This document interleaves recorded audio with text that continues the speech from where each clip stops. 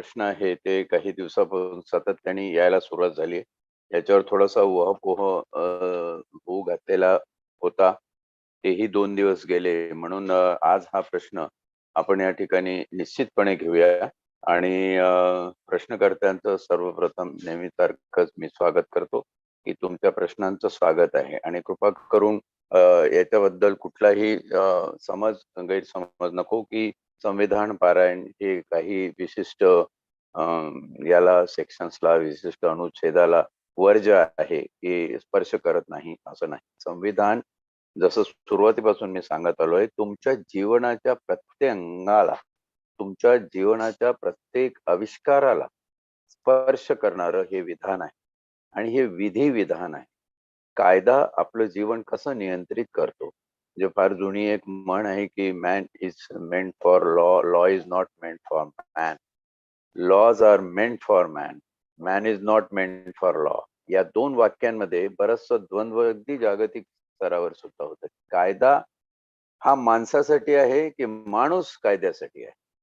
तर निश्चितप्रमाणे कायदा हा माणसासाठी आहे. माणूस कायद्यासाठी नाही, हे ब्रीद वाक्य लिहून घ्या. माणूस कायद्यासाठी नाही, परंतु माणसाला अकोमोडेट करण्यासाठी, त्याला समाज व्यवस्थेमध्ये समाविष्ट करून घेण्यासाठी कायद्याची चौकट आवश्यक आहे. म्हणजे इंडिव्हिज्युअल जर तुम्ही विचारात घेतलं, त्याला कायद्याची गरज आहे का? कायदा त्याच्यासाठी आहे, की तो कायद्यासाठी आहे? असे जे काही प्रश्न निर्माण होतात, तर निश्चितपणाने कायदा माणसासाठी आहे. माणूस कायद्यासाठी कदाचित नसेल. हा जो एक संदर्भ आहे, त्या दृष्टीनं हे संविधान ही मूळ पीठिका आहे, हा बेस आहे आणि तिथून संविधानाच्या उदरातून सर्व कायद्यांची निर्मिती झालेली आहे. तसाच एक महत्वाचा कायदा, जो schedule caste and schedule tribe atrocities prevention act 1989 म्हणून ओळखला जातो. या कायद्यात या कायद्यावर प्रश्न विचारले जाणं आणि या कायद्यावर चर्चा, विवेचन हे सातत्याने होत आलेलं आहे. आजच्या तारखेला हा कायदा परत एकदा ऐरणीवर आला, त्याचं मुख्य कारण असं आहे, की महाराष्ट्र शासनाने, याच्या आधी हे प्रयोग बिहार, यूपी या राज्यांमध्ये झालेले आहे.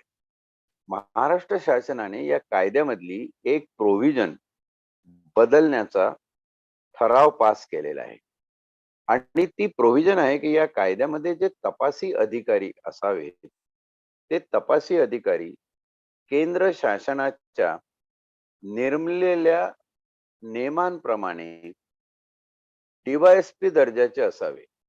Assistant commissioner of police, deputy superintendent of police. शहरामध्ये जिथे कमिशनरेट आहे तिथे एसीपी आणि जिथे डिस्ट्रिक्ट एरिया आहे, मफसिल एरिया ज्याला आपण म्हणतो, ग्रामीण भागामध्ये त्या ठिकाणी डीवायएसपी. म्हणजे अॅट्रॉसिटीच्या गुन्ह्याचा तपास हा कमीत कमी डीवायएसपी रँकच्या अधिकाऱ्याने करावा, अशा प्रकारचा कायदेशीर शिरस्ता केंद्र शासनाचा आहे.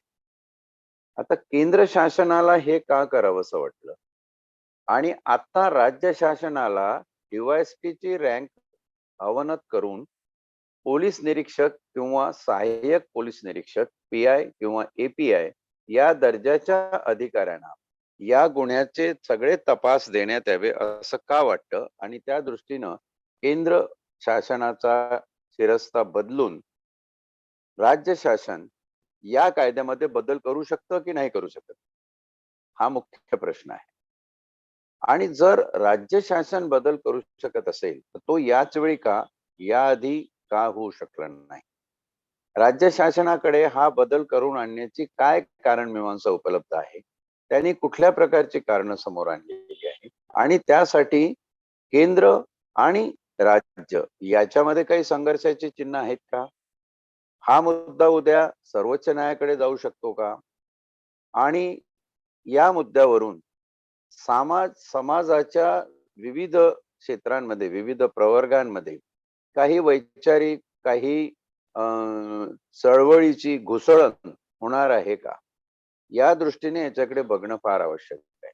मला वाटतं आपण हा प्रश्न आत्ता घेऊन याचं उत्तर शोधण्याचा यथोचित प्रयत्न योग्य वेळी करत आहोत. कारण बऱ्याचशा संस्थांनी अशा हाकाट्या दिलेल्या आहे, की आम्ही याच्यावर चळवळी उभी करणार, आम्ही आंदोलनं करणार आणि आंदोलनाच्या माध्यमातून आम्ही सरकारवर दबाव आणून डी-वाय-एस-पीनीच तपास केला पाहिजे, अशा प्रकारचं परत तो कायदा आम्हाला बदलून मिळाला पाहिजे. त्या पद्धतीनं आम्ही आंदोलनं करणार. तर ही आंदोलनाची वेळ जनतेवर येईल आणि आंदोलन करणे हा याच्यावरचा मार्ग आहे का? जर याच्यावर न्यायालयीन मार्ग उपलब्ध असेल, जर याच्यावर राजकीय स्वरूपाचं काही सोल्युशन निघू शकत असेल, जर याच्यावर कायदेमंडळीय पद्धतीने काही तोडगा काढता येत असेल, तर आंदोलनाच्या पवित्र्यात का जावं? इत्यादी अनेक प्रश्न या एका बाबीमधून निर्माण झालेले आहेत. म्हणून आपण आज या प्रश्नाचं उत्तर देताना दिनांक 19 जानेवारी 2022 रोजी संविधान पारायणाचं 164व पुष्प या प्रश्नाच्या उत्तरासाठी गुंफण्यासाठी आपण घेतलेलं आहे. आणि ते घेत असताना सुरुवात कशी करावी, एकंदर प्रस्तुत प्रश्न काय आहे, कशामुळे हा वाद ऐरणीवर आला आहे, याची पार्श्वभूमी सांगितल्यानंतर आपण ही पार्श्वभूमी बघूया, की हा कायदा अस्तित्वात येण्याचं मुख्य कारण काय आहे. आपण जर खैरलांजी पासून कोपर्डीपर्यंत जी प्रकरणं बघितली, ही सगळी अत्याचार आणि एका विशिष्ट जाती जमातीला टार्गेट करून मारणं, त्यांच्यावर अत्याचार करणं, या सगळ्या प्रसंगातून निर्माण झालेलं आहे. तर खैरलांजी ते कोपर्डी हा जो प्रवास, त्याचं जर वर्णन करायला गेलं तर एक हिस्टॉरिकल पार्ट तो होऊन जाईल.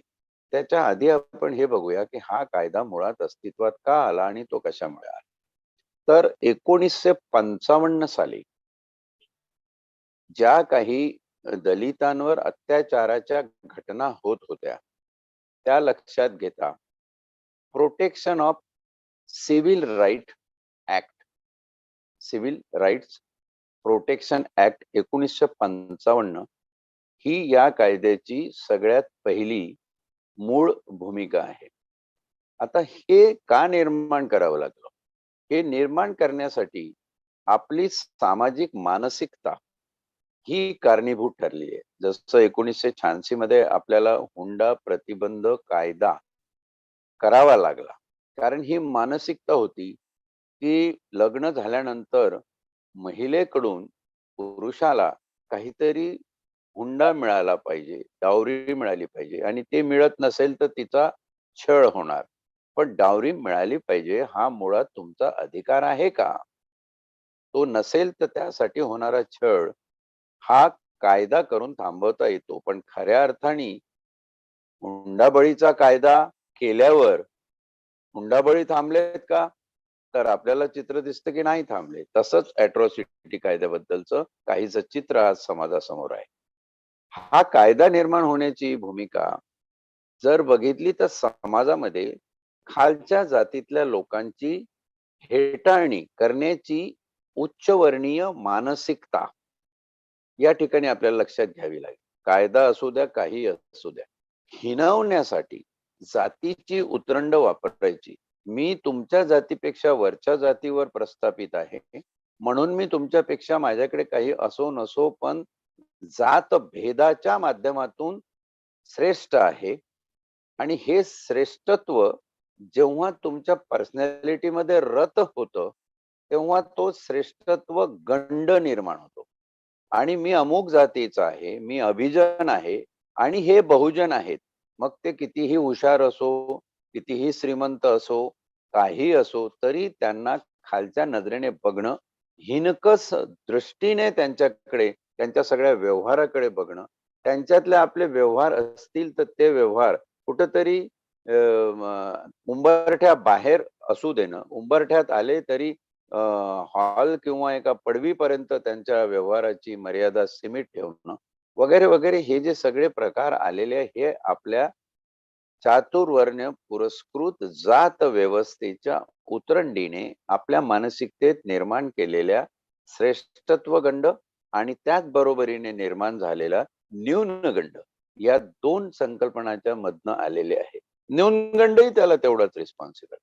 न्यूनगंड असा रिस्पॉन्सिबल आहे, की अत्याचार करणाऱ्याने केले. त्यांनी तुम्हाला हिणवलं, त्यांनी तुम्हाला हिणकस ठेवलं. पण तुम्ही सुद्धा ते कुठेतरी मानलेलं आहे ना.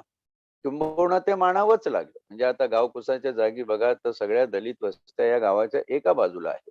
त्या मानल्या गेल्या. तशा प्रकारचं एक आर्थिक रिप्रेशन, आर्थिक रेटा व्यवस्थेने त्यांच्यावर टाकला आणि त्यांना गावाबाहेर जावं लागलं. गावाबाहेर राहावं लागलं. कुठेतरी वस्त्या करून राहावं लागलं. कित्येक भटके विमुक्त असे आहे, की जे आता स्थित झालेले आहे. पण हे भटके विमुक्त एकेकाळी जेव्हा गावात नव्हते, तेव्हा यांची अवस्था तशीच होती. तर अभिजन विरुद्ध बहुजन हा जो एक लढा आपण लक्षात घेतला, तर सगळेच याच्यामधून भरडून निघालेले आहे. मग ते ओबीसी असो, एस-सी, एस-टी असो, मुस्लिम्स असो, इतर मायनॉरिटी असो, आदिवासी असो, विमुक्त भटके असो, सगळ्या जातींचा त्याच्यामध्ये समावेश आहे. आणि जेव्हा स्वातंत्र्य मिळाल्यानंतर जो अभिजन वर्ग, जो शिक्षित वर्ग, ज्या समाजाला 2000 वर्ष शिक्षणापासून वंचित ठेवलं, त्याच्यातला शिक्षित वर्ग हा कोण असणार? तर ज्यांना शिक्षण मिळालं ते जे वंचित राहिले ते वंचितच राहिले. आणि म्हणून स्वातंत्र्याचे सगळे लाभ आणि स्वातंत्र्याचे सगळे म्होरक्या जागा ज्या होत्या, या अभिजनांकडे नॅचरली गेल्या आणि म्हणून एक प्रकारे या श्रेष्ठत्व गंडाच्या दृष्टीला एक पुष्टी मिळाली, की आम्ही श्रेष्ठ म्हणजे श्रेष्ठच आहोत. आपण कनिष्ठ म्हणजे कनिष्ठच आहात. तुम्ही त्या विशिष्ट पातळीतच जगलं पाहिजे. त्याच्यापेक्षा वर जर तुम्ही गेला, तर जास्त शहाणा झाला का? तुझी लायकी आहे का? तुझी पातळी ओळखून वाग. अशा ज्या प्रकारच्या वल्गना आहेत, त्याच्यातनं हा सिव्हिल राईट प्रोटेक्शन ऍक्ट 1955 निर्माण झाला, की कोणीही कोणाला जातीच्या माध्यमातून हिणावू नये, कोणाचा अपमान करू नये, कोणाला शिवीगाळ करू नये आणि जात ही भारतीय संविधानाने मानलेली नाही. जात मानलेली नाही याचा अर्थ नीट समजून घ्यायला पाहिजे. मग तुम्ही म्हणाल जात जर मानली नाही, तर अनुच्छेद 16 मध्ये बाकीच्या अनुच्छेदांमध्ये रिझर्वेशनचे जे अनुच्छेद आहेत त्याच्यामध्ये अनुसूचित जाती, अनुसूचित जनजाती असा उल्लेख का आहे? म्हणजे संविधान जात मानतं. तर संविधानाने जात ही एका सकारात्मक दृष्टिकोनातून मांडली, की जोपर्यंत तुम्ही त्यांना आयडेंटिफाय करत नाही, की अमुक जातीचा आहे, तर त्याला आरक्षण किंवा बाकीच्या सवलती ज्या आहेत त्या तुम्हाला देता येणार नाही. म्हणजे क्रायसिस मधून बाहेर निघण्यासाठी जी एक आयडेंटिटी लागते, त्या आयडेंटिटी पुरतं जातीचं लेबल संविधानाने अंगीकारलं. परंतु अनुच्छेद 17 मध्ये भारतीय संविधानाने अस्पृश्यता अबॉलिश असा शब्द वापरला. म्हणजे पूर्ण निर्मूलन झालेलं आहे. अस्पृश्यता आम्ही मानत नाही. संविधानाने याचा मेळ ज्या पद्धतीने घालायचा प्रयत्न केला, त्या व्यतिरिक्त जेव्हा अन्याय आणि अत्याचार, अपमान कनिष्ठ जातीतल्या लोकांचे व्हायला लागले, तेव्हा हा कायदा निर्माण झाला. Civil right protection act 1955. याच्यामध्ये एस-सी, एस-टी वगैरे अशा जातीचा अजिबात विशेषत्वाने उल्लेख नाही. उल्लेख जरी असला तरी विशेषत्व त्याच्यामध्ये सगळेच आहे. म्हणजे एखाद्या माणसाचा जर सिव्हिल राईट म्हणजे जरी तो उच्चवर्णीय असेल आणि उच्चवर्णीयांनीच त्याचा अपमान केला असेल, तर त्याच्यामध्ये केस होऊ शकते. नंतर या कायद्याचं स्वरूप बदलत गेलं आणि असं निदर्शनास आलं आणि हे निदर्शनास येण्यासाठी काही अभ्यास नव्हता, तर वास्तवात घडलेल्या घटना होत्या, ज्याच्यामधून जे अनुसूचित जाती, अनुसूचित जनजातीचे लोक आहेत, त्यांच्यावर अन्यायाची मांदियाळी जास्त व्हायला लागली. नॅशनल क्राईम रेकॉर्ड ब्युरो चे आकडे बघितले, नॅशनल क्राईम रेकॉर्ड ब्युरो निर्माण झालं, त्याचे आकडे बघितले, ते सगळं पाहिल्यानंतर लक्षात आलं, की या विशिष्ट जातीच्या लोकांवर ज्या जाती अस्पृश्य आणि डिप्रेस क्लासमध्ये होत्या. 1911च्या जनगणनेमध्ये जो हिंदूचा कॉलम ट्रायफर्केट केला होता, 3 कॉलम केले होते. त्याच्यातला एक हिंदूच ठेवला होता, दुसरा एनिमिस्ट आणि ट्रायबल ठेवला होता आणि तिसरा अनटचेबल आणि डिप्रेस क्लास जो ठेवला होता. तर हा जो अनटचेबल आणि डिप्रेस क्लास आहे, या क्लासच्या लोकांवर जास्तीत जास्त अत्याचार, मग ते महिलांवर लैंगिक स्वरूपाचे अत्याचार असतील किंवा पुरुषांवर अपमान किंवा शिवीगाळ करण्यासारखे अत्याचार असतील, अशा प्रकारचे अत्याचार जास्त आहे आणि म्हणून 1989 साली schedule caste and schedule tribe atrocities prevention act ची निर्मिती झाली. हा कायदा जसा निर्माण झाला त्याच्यामध्ये रिसेंट जी अमेंडमेंट आली ती 2018 साली आली. या कायद्याच्या ज्या तरतुदी होत्या त्या कठोरतम तरतुदी करण्यात आल्या. म्हणजे सिव्हिल राईट प्रोटेक्शन ऍक्ट मध्ये जे नव्हतं ते एका विशिष्ट थरातल्या जातींना जेव्हा जास्त अत्याचार सहन करावे लागले म्हणून त्यांचा उल्लेख करून त्यांना संरक्षण देण्याच्या दृष्टीनं हा कायदा निर्माण करण्यात आला. एक protection to the people who suffer the अॅट्रॉसिटीज, ज्यांच्यावर अत्याचार होतात त्यांना संरक्षण. आणि दुसरं या कायद्याचं स्वरूप काय ठेवलं की प्रिव्हेंटिव्ह, आणि प्रिव्हेंटिव्ह स्वरूप राहावं म्हणून या कायद्यामध्ये जामीन नाकारला गेला, अटक झाला तर त्याला जामीन होणार नाही, त्याची ट्रायल होणार. तपास अधिकारी हा उच्च दर्जाचा असावा, म्हणजे कमीत कमी DYSP दर्जाचा असावा. त्याशिवाय याच्यामध्ये जे इव्हिडन्स आहे ते इव्हिडन्स कुठल्या कुठल्या बाबतीत ग्राह्य धरले जातील त्या बाबतीतही काही बदल केलेले आहे. एकंदर 23 सेक्शन असलेला हा छोटासा कायदा आहे.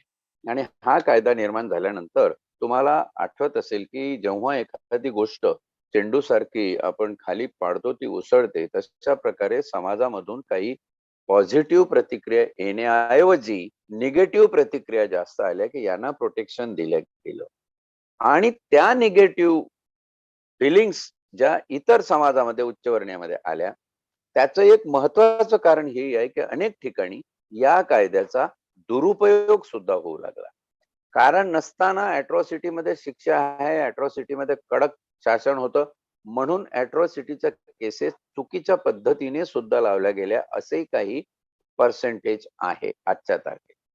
हे सगळं बघत असताना एक समावेशक चित्र आपल्या समोर उभं राहतं.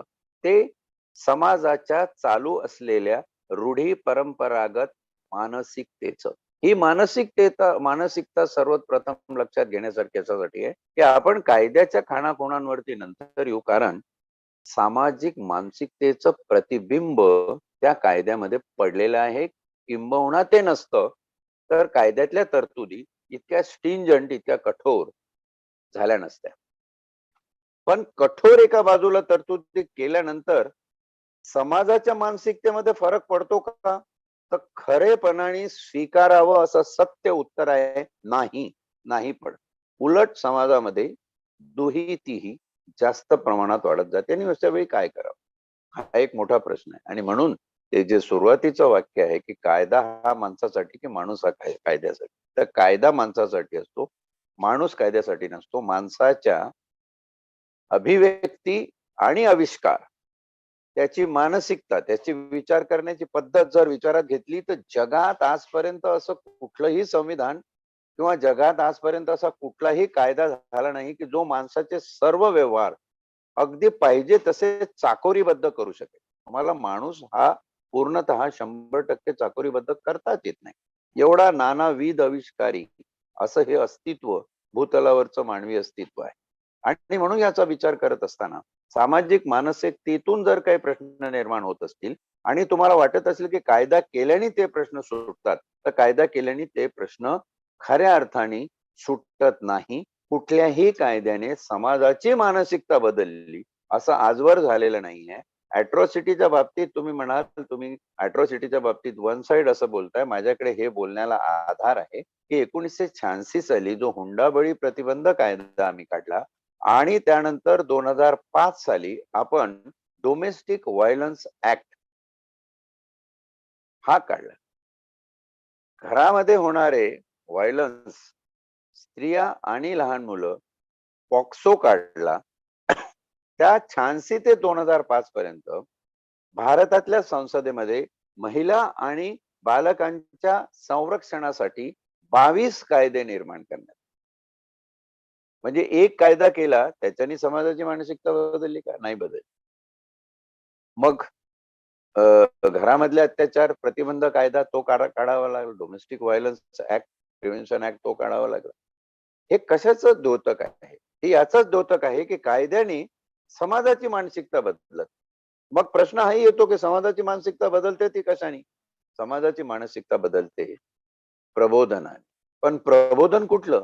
ते तुम्ही स्वीकारलं तर प्रबोधन. तुम्ही जर म्हटलं की नाही ह्या काय सांगितलंय ते तुकडोजी महाराज काय सांगतात जाऊ द्या, ते काय ज्ञानेश्वरी आम्हाला काय करायचं, तुकारामाचं आम्हाला काय घ्यायचं, जेवढा फायद्याचा तेवढा कुठंतरी टाळ्या वाजवून घेण्यासाठी घेतला. तुकाराम बोलला पुरोगामी महाराष्ट्रामध्ये फुले शाहू आंबेडकरांचा उदो केला, तिकडे काही छत्रपतींच्या तत्वांचा उदो केला, म्हणजे झालं. प्रबोधन ते प्रबोधन आहे. शिकवण्यापेक्षा शिकणे, learning is more important than teaching. प्रबोधन तुम्हाला शिकवतं, पण तुम्ही शिकता का? शिक्षक तुम्हाला शिकवतो, तो टीचर आहे, तो टीचिंग करतो. पण लर्निंग होतं का? जर टीचिंग मधून लर्निंग होत नसेल, तर काही कामाचं नाही. तसाच हा पालत्या गड्यावर पाणी आहे प्रबोधन म्हणजे. आणि प्रबोधनातून सामाजिक मानसिकता थोडीफार बदलत असेल, ती बदलते. पण शिक्षण आणि शिक्षणामधून जी एक प्रगल्भता निर्माण होते, ती प्रगल्भता तुम्हाला या गोष्टीतून बाहेर काढू शकते. पण आताची हल्लीची परिस्थिती बघता, ही प्रगल्भता शिक्षणातून येते, की हे शिक्षण घेतल्यानंतर माणसं अधिक जास्त जातखोर, जास्त धर्मखोर होऊ लागतात. हा एक वादाचा मुद्दा आहे. त्याच्यावर वेगळेपणाने बोलता येईल. आताचा ऐरणीचा वर आलेला हा जो प्रश्न आहे, अॅट्रॉसिटी कायद्याचा, त्याच्या बाबतीत महत्वाची सुधारणा या कायद्यामध्ये करून महाराष्ट्र शासनाने असा ठराव आणला, की या कायद्याचा जे तपासी अधिकारी आहे ते DYSP दर्जाचे न राहता ते पोलीस निरीक्षक किंवा सहाय्यक पोलीस निरीक्षक दर्जाचे राहतात. आणि त्या पद्धतीने एक रिझॉल्युशन महाराष्ट्र शासनाने 10 जानेवारी 2022 या महिन्याच्या 10 तारखेला पारित करून त्याच्यावर डायरेक्टर जनरल ऑफ पोलीस याच्याकडून प्रस्ताव मागवलेला आहे. अर्थात डायरेक्टर जनरल ऑफ पोलीस प्रस्ताव देईल आणि त्यानंतर विधिमंडळामध्ये बदल होतील असं काही अपेक्षित नाहीये. उलट पक्षी आज ज्या पद्धतीने प्रशासन हे सत्ताभिमुख झालेलं आहे, डायरेक्टर जनरल ऑफ पोलीस हा त्यांना सरकारला जो आवडेल तशाच प्रकारचा प्रस्ताव ते देईल, की हे करायला काही हरकत नाही. असं जे झालेलं आहे हे राज्य शासनाने कशाच्या आधारे केलं? राज्य शासनाला या ठिकाणी एक अटकाव आहे, की पार्लमेंटनी केलेले कायदे आणि पार्लमेंटनी केलेले नियम, हा खरं तर कायदा 89 ला झाला. पण 1995 साली या कायद्याअंतर्गत काही नियम तयार करण्यात आले आणि ते नियम 1985 ला झालेल्या नियम क्रमांक 7 प्रमाणे अॅट्रॉसिटीच्या प्रत्येक गुन्ह्याचा तपास हा DYSP दर्जाच्या अधिकाऱ्याने करावा असं. आणि मग अनुच्छेद 254 आपण बघितलेलं आहे. 254 अनुच्छेद आपण या संविधानामध्ये दिनांक 27 डिसेंबरला बघितला. संसदेने केलेले कायदे आणि राज्याच्या विधिमंडळाने केलेले कायदे यामधील विसंगती, जर अशी विसंगती आली तर ही विसंगती दूर होईल आणि केंद्र शासनाचा जो कायदा आहे तो याच्यावर हावी होईल. राज्य शासनाचा कायदा तिथे रद्दबातल केला जाईल एवढ्या कारणापुरतं. पण 254 मध्ये एक ज्ञानबाची मेख आहे. ती मेख काय आहे, की असे जे कायदे आहेत ते कायदे समवर्ती यादीतल्या विषयावरती असले पाहिजे. तर राज्याचे विसंगत कायदे हे रद्द होतील आणि संसदेचे कायदे योग्य ठरतील. आपण संघसूची, केंद्र सूची, समवर्ती सूची, कॉन्करंट लिस्ट आणि राज्य सूची असे जे 3 विषय संविधानामध्ये बघितलेले आहेत. 254 अनुच्छेद सांगतं, की समवर्ती सूचीतल्या विषयावर राज्यांनी आणि केंद्राने केलेल्या कायद्यात जर विसंगती आली, तर केंद्राचा कायदा हा योग्य समजला जाईल, राज्याचा कायदा हा रद्द केला जाईल. पण हा विषय अॅट्रॉसिटी हा 254 मध्ये कव्हर होतो का? कव्हर होत नाही. कारण पोलीस हा राज्याचा विषय आहे. कोण कसल्या गुन्ह्याचा तपास अधिकारी असावा हे प्रेरोगेटिव्ह, हे अधिकार, हे अधिपत्य हे राज्याचं आहे. म्हणून राज्य विधिमंडळाने ते ठरवलेलं आहे. ही एक संविधानिक पुष्टी राज्य सरकारला अशा प्रकारे रिझोल्युशन करायला कारणीभूत झालेली आहे. म्हणजे राज्य सरकारने जे केलं ते संविधानिक आहे. आता वैधानिक आहे की नाही ते बघूया. तर अॅट्रॉसिटी कायद्याच्या कलम 9 मध्ये कन्फरमेंट ऑफ पॉवर्स म्हणजे अधिकाराचं निर्धारण, कन्फरमेंट ऑफ पॉवर्स असं त्या कलमाचं हेडिंग आहे आणि त्या अंतर्गत राज्य शासनाला भारतातला केंद्रीय कायदा असं म्हणतो की राज्य शासनाला त्यांच्या अखत्यारीत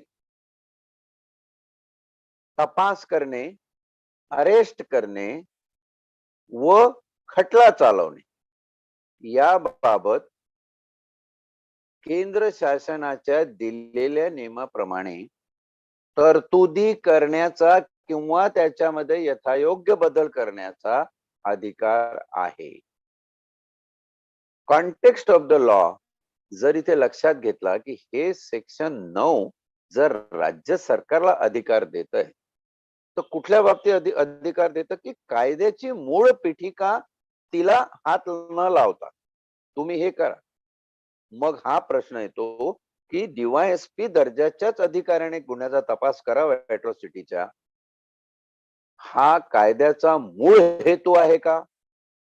तर हा कायद्याचा मूळ हेतू आहे. त्याचं कारण असं आहे की डीवायएसपीनेच तो तपास का करावा त्याबद्दल केंद्र शासनाने जे प्रघात घालून दिलेले आहे त्या प्रघाताचं म्हणणं असं आहे की जास्त जबाबदार अधिकाऱ्याकडून जो तपास होईल तो तपास निस्पृह असेल, अनबायस्ड तपास असेल, जास्त कसोशीने केलेला असेल. मग तिथे हाही एक प्रश्न निर्माण होतो की डीवायएसपी कडे तपासाची काही विशेष कौशल्य असतात का? तर तुम्ही बघाल तर ती सब इन्स्पेक्टर आणि इन्स्पेक्टर कडे त्यापेक्षा जास्त असतात. डीवायएसपीचं डायरेक्ट डीवायएसपी जेव्हा आपण रिक्रूट करतो तेव्हा ट्रेनिंगच्या पद्धतीने बाकीचा अनुभव लक्षात घेता आपल्याला असं दिसेल की त्या तपासाच्या कौशल्याची प्रगल्भता ही सब इन्स्पेक्टर, एपीआय, पीआय यांच्याकडे जास्त आहे डीवायएसपी पेक्षा. डीवायएसपी सुपरवायझरी पोस्ट आहे. पण दुसरा एक शब्द कायद्याने त्याच्यात वापरला की अनुभव आणि निस्पृहता, म्हणजे एक्सपिरियन्स ऑफिसर आणि तो अनबायस्ड निस्पृह तपास करेल, पक्षपात करणार नाही तपासामध्ये. यासाठी डीवायएसपीला तपास दिला ही कायद्याची मूळ पीठिका आहे. मग कलम 9 चा वापर करून जर राज्य शासन 254 च्या संविधानिक अनुच्छेदाच्या आधाराने जर अशा प्रकारे बदल त्या कायद्यामध्ये करून आणत असेल तर तो बदल संविधानिक आणि वैधानिक या दोन्ही पठडीमध्ये बसतो आणि म्हणून राज्य सरकारला ते पॉवर्स आहेत. आता प्रश्न पडतो की कायद्याची मूळ पीठिका in the context of the aim of the law, in the context of the final object of the law, या कायद्याची उद्देशपूर्ती काय आहे की या कायद्याने ज्या प्रकारचे अत्याचार एससी एसटीच्या लोकांवर होतात त्यांचं निर्मूलन करणं ही मूळ पीठिका आहे आणि त्यासाठी डीवायएसपी दिलेला आहे.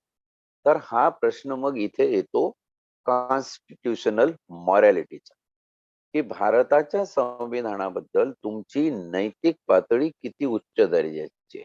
आणि म्हणूनच ते वाक्य परत एकदा बोलावं लागतं की constitutional morality is more important even than the constitution of India. भारतीय संविधानातली नीतिमत्ता ही संविधानापेक्षाही जास्त महत्वाची आहे. पण नीतिमत्ता ही कशी आहे की पाळली तर दगडातही देव आहे, नाही म्हटलं तर मग कशातच काही नाही. आम्ही नैतिकता आमची संविधानाप्रती असली नैतिकता जेव्हा गुंडाळून ठेवतो तेव्हा अशा प्रकारे प्रकार घडू शकतात असं माझं म्हणणं आहे. तुम्ही याच्यावर विचार करू शकता की जर नैतिकतेच्या दृष्टिकोनातून बघितलं, आता इथे दोन दृष्टिकोन झाले, एक कायदेशीर संविधानिक आणि वैधानिक आणि दुसरा नैतिक. तर नैतिक दृष्टिकोन तुम्हाला अडवतो आणि संविधानिक आणि वैधानिक दृष्टिकोन तुम्हाला परवानगी देतो. अशा प्रकारचा हा तिढा आहे. म्हणून शेवटी जर राज्य सरकारने हे याच्यावर काही तोडगा काढला नाही तर हे प्रकरण निश्चितपणे सुप्रीम कोर्टामध्ये जाईल आणि सुप्रीम कोर्टामध्ये गेल्यावर त्या ठिकाणी कायद्याचा जेव्हा किस पाडला जाईल तेव्हा काय गोष्टी घडतील त्या आपण बघूया. सुप्रीम कोर्टाचं आतापर्यंतचं म्हणणं या कायद्यावरती झालेल्या अनेक गोष्टी म्हणजे सुप्रीम कोर्ट हे कुठल्या मताचं आहे ते आपल्याला 2017च्या त्यांच्या एका निर्णयावरून कळतं की सेक्शन 18 जो या कायद्यामध्ये आहे अॅट्रॉसिटी ऍक्ट मध्ये टोटल 23 कलम आहे त्यापैकी 18वं कलम आहे ज्यांनी म्हटलं की सीआरपीसीचं 438 हे जे कलम आहे ते या कायद्याला लागू होत नाही. म्हणजे या कायद्यामध्ये 438 म्हणजे अँटिसिपेटरी बेल, अटकपूर्व जामीन. अटकपूर्व जामिनाची तरतूद सीआरपीसी मधली अॅट्रॉसिटीच्या गुन्ह्याला लागू नाही. पण सुप्रीम कोर्टाने ती बदलली. 2017 मध्ये सुप्रीम कोर्टाने सांगितलं की इतर ऑफेन्स मध्ये जशी अटकपूर्व जामिनाची सोय आहे तशीच अॅट्रॉसिटीच्या गुन्ह्यांमध्ये सुद्धा ती असायला हरकत नाही. आणि तशा प्रकारे पार्लमेंटकडे तो अहवाल आला. ते सुप्रीम कोर्टाचा निर्णय आहे जो 143 प्रमाणे कायद्याची भूमिका बजावू शकतो. म्हणजे तो कायदा होईल, पण त्याच्यावर एवढा ह्यू अँड क्राय झाला, संसदेमध्ये गदारोळ झाला आणि संसदेला अपरिहार्यतेमुळे 2018 मध्ये या कायद्यात एक बदल करावा लागला की सुप्रीम कोर्टाने दिलेला हा निर्णय आहे त्या निर्णयाच्या विपरीत निर्णय देऊन संसदेने कलम 18 मध्ये दिलेली तरतूद कायम ठेवली. म्हणजे अँटिसिपेटरी बेल ची तरतूद अॅट्रॉसिटी मधल्या झालेल्या गुन्ह्याला लागू असणार नाही. हा रिसेंट बदल या कायद्यामध्ये झाला. म्हणजे एका बाजूला आपल्याकडे संविधानिक वैधानिक नीतिमत्ता असा तिढा निर्माण झालेला आहे. तो न्यायपालिकेकडे जाईल तेव्हा न्यायालयाची काय भूमिका आहे ते आपल्याला या एका डिसिजन मधून दिसून येते. आणि म्हणून अशा वेळी या बाबतीत कुठल्या विशेष करून डीवायएसपीचं पद अवनत करून पीआय आणि एपीआय दर्जाचं दिलं, त्या बाबतीमध्ये कायदा काय भूमिका घेईल, न्याय व्यवस्था काय भूमिका घेईल. न्याय व्यवस्थेची भूमिका स्पष्ट करताना माझ्याकडे इथे समोर 2 केसेस मला दिसतात. एक आहे आंध्र प्रदेशची. आंध्र प्रदेशच्या केसमध्ये Ramling Reddy versus state of Andhra Pradesh याच्यामध्ये डीवायएसपी हा डीवायएसपी पदाचा अधिकारी तपासी अधिकारी असावा. त्याच्या बाजूने निर्णय देताना हायकोर्टाने असं म्हटलेलं आहे की high quality of investigation, unbiased investigation आणि म्हणून डीवायएसपी ची जी रँक आहे तपासी अधिकारी म्हणून ती मॅन्डेटरी आहे, compulsory under the law. Statutory प्रोव्हिजनच्या वरचं मॅन्डेटरी की मस्ट केलंच पाहिजे असा शिरस्ता हा आंध्र प्रदेशच्या हायकोर्टाने या केसमध्ये दिलेला आहे. 3 शब्द महत्वाचे वापरले: हाय क्वालिटी, अनबायस आणि मॅन्डेटरी. त्यानंतर दुसरं तामिळनाडूचं हायकोर्ट आहे. तामिळनाडू हायकोर्टाने त्यानंतर काथिरेसम वर्सेस स्टेट ऑफ तामिळनाडूच्या केसमध्ये निर्णय देताना सांगितलं की investigation done by low rank than DYSP is bad in law, गैरकायदेशीर. आंध्र प्रदेशचं मॅन्डेटरी प्रोव्हिजन बघता तामिळनाडूचं हायकोर्ट म्हणतो की डीवायएसपी पेक्षा खालच्या दर्जाच्या अधिकाऱ्याने जर अॅट्रॉसिटी मध्ये तपास केला असेल तर तो तपास हा बॅड इन लॉ आहे, गैरकायदेशीर आहे. आणि हा गैरकायदेशीर असल्यामुळं असा झालेला तपास किंवा अशा तपासासाठी आधारभूत असलेला एफआयआर किंवा दोषारोप पत्र हे बाद होऊ शकतं, क्वॅश होऊ शकतात. आणि हायकोर्टाने ते क्वॅश केलेलं आहे. तसं बघायला गेलं तर हे 2 हायकोर्ट आपसामध्ये विसंगत आहेत. पण दिसताना दोन्ही हायकोर्टाचा एक उद्देश दिसतो की डीवायएसपी रँक ही तपासी अधिकाऱ्याची रँक असलीच पाहिजे. त्याच्या खालची असेल तर तो एफआयआरच क्वॅश होतो. आता हा जो डिसिजन आहे तामिळनाडू हायकोर्टाचा, हा जर आपल्या लॉ अँड ज्युडिशियरीने आणि शासनाने त्याचा विचार केला असता, कसा केला असेल, केला नसेल असं मी म्हणत नाही. कायदे पंडित आहेत लोक, कायदे तज्ञही खूप आहे, काही यथोचित काही तथाकथित सगळेच आहे. जर याचा विचार केला असता तर हाही विचार एक मध्ये मांडला गेला पाहिजे होता की जर तुम्ही डीवायएसपीच्या खालच्या रँकला तपास देताय तर या कोर्टाच्या निर्णयाने जे काही प्रेसिडेंट आहे केस मधले ते एफआयआर क्वॅश होतील.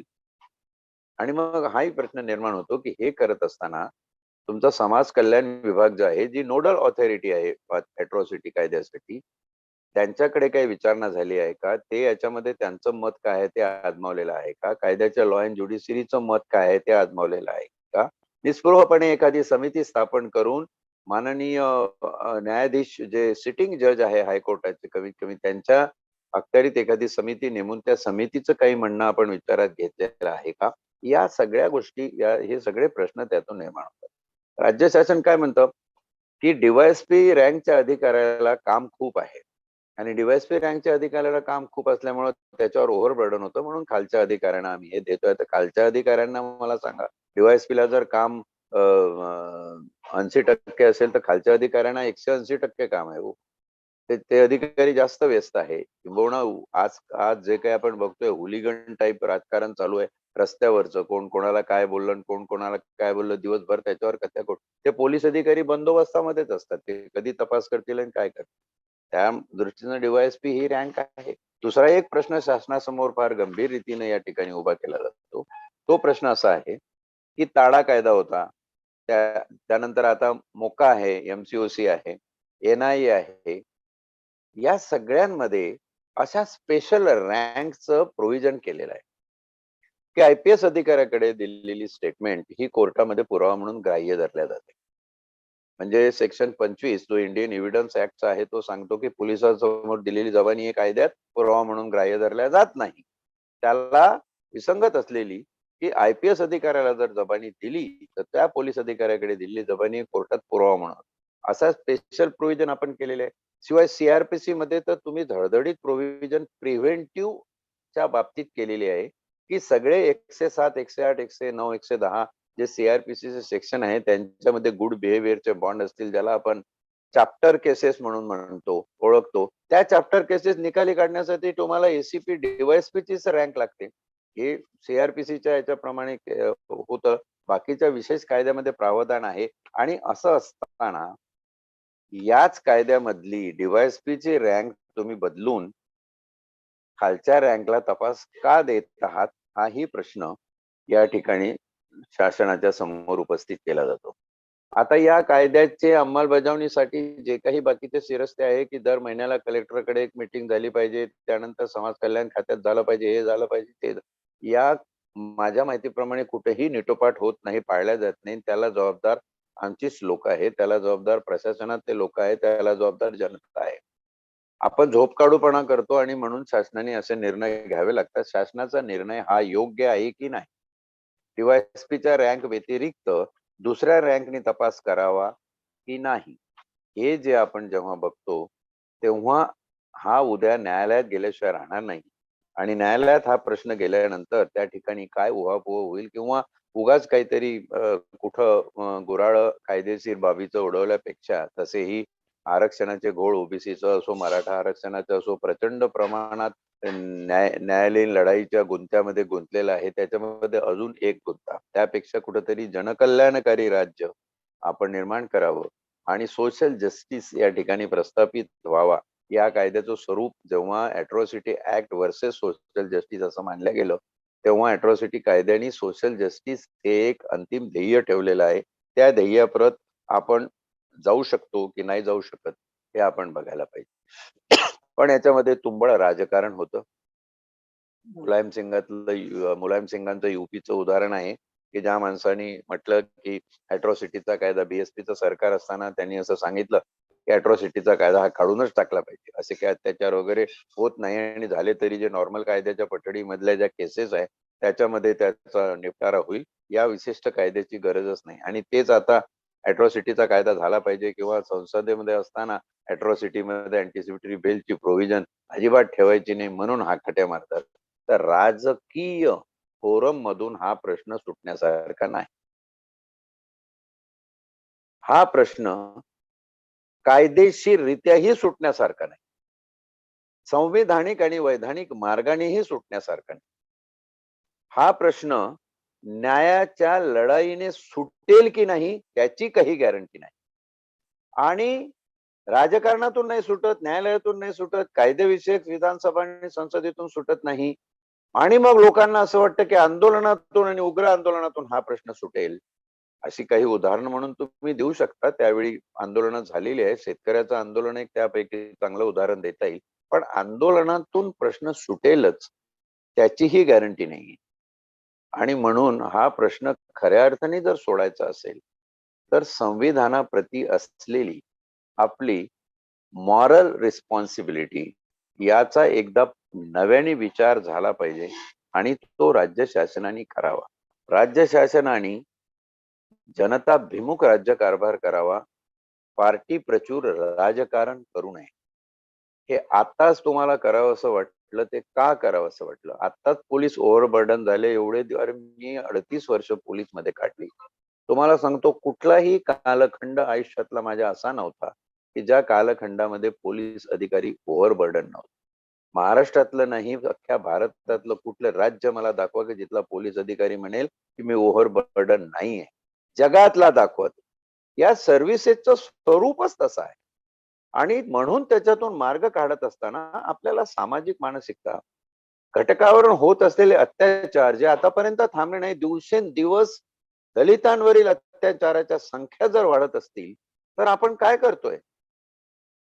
मी तर म्हणेल यावर शासनाने खऱ्या अर्थाने जर तोडगा काढण्याची भूमिका असेल, तर जसं आपण काही स्पेशलाइज ऑफेन्सेस साठी स्पेशल तपास युनिट तयार केलेले आहे. होमिसाइड जसे खुनाचे गुन्हे तपासायचे असतील तर त्यातले एक्सपर्ट लोक त्यांचा एक विभाग आपण तयार केलाय क्राईम ब्रँच मध्ये. चिटिंग बद्दल आपण एक इकॉनॉमिक ऑफेन्स वेगळा विभाग तयार केलेला आहे. एक्स्टॉर्शन बद्दल आपण अँटी एक्स्टॉर्शन सेल केलेले आहे. नार्कोटिक्स बद्दल आपण अँटी नार्कोटिक्स सेल केलेले आहे.